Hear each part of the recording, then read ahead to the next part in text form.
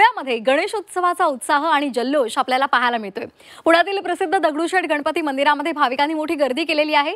श्रीमंत दगडूशेठ हलवाई ट्रस्टने यंदा केरळच्या पद्मनाभ मंदिराचा विद्युत रोषणाईयुक्त देखावा साकारलेला आहे। तर ही पुण्यामधली दृश्य आहेत।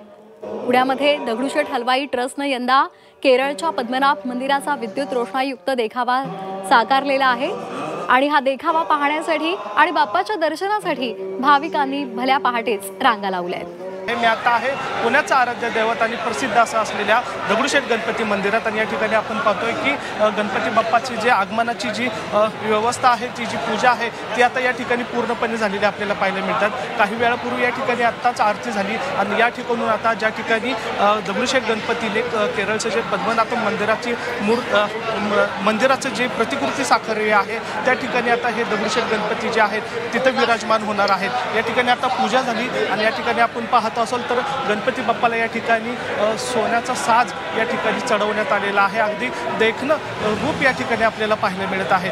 पुण्याची परंपरा असते की दुपारनंतर या गणपती बाप्पांचं आगमन सुरू होतं। खरं तर मुहूर्त जर बघितला तर शुक्ल पक्ष तिथीनुसार आज 11 वाजता मुहूर्त सुरू होतोय ते 2 वाजेपर्यंत हा मुहूर्त असणार आहे आणि जवळपास पुण्यातले 5ही मानाचे गणपती जे आहेत ते 11 वाजल्यापासून ते 2 वाजेपर्यंत हे तिथीनुसार आणि वेळेनुसार या ठिकाणी विराजमान होतील। हे आपण जर दृश्य बघत असाल तर हे आहे पुण्यातील दगडूशेठ श्रीमंत गणपतीचं आपण थेट दृश्य पाहतोय ज्या ठिकाणी आता गणपती बाप्पा जो आहे तो काही वेळामध्ये मांडवामध्ये विराजमान होईल आणि त्याची तयारी जी आहे ती पूर्णपणे आपल्याला या ठिकाणी झालेली पाहायला मिळतात। खरं तर पुण्याचं हे आकर्षित मंदिर म्हणलं जाईल किंवा बाप्पा म्हणलं जाईल की त्याची या ठिकाणी आतुरतेने पुणेकर वाट पाहत असतात। खरं तर आपल्यासोबत मंडळाचे अध्यक्ष आणि पुण्याचे आमदारसुद्धा आहेत।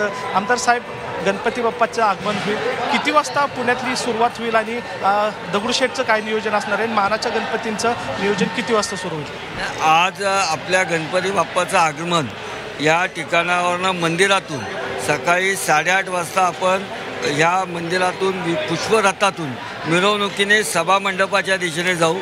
साधारण 9:45-10 वाजेनंतर आपण सभामंडपात जो पद्मनाभ मंदिराचा सभामंडप आपण त्या ठिकाणी बाप्पाच्या उत्सवाकरता बनवलेला आहे त्या ठिकाणी बाप्पांचं विराजमान होतील।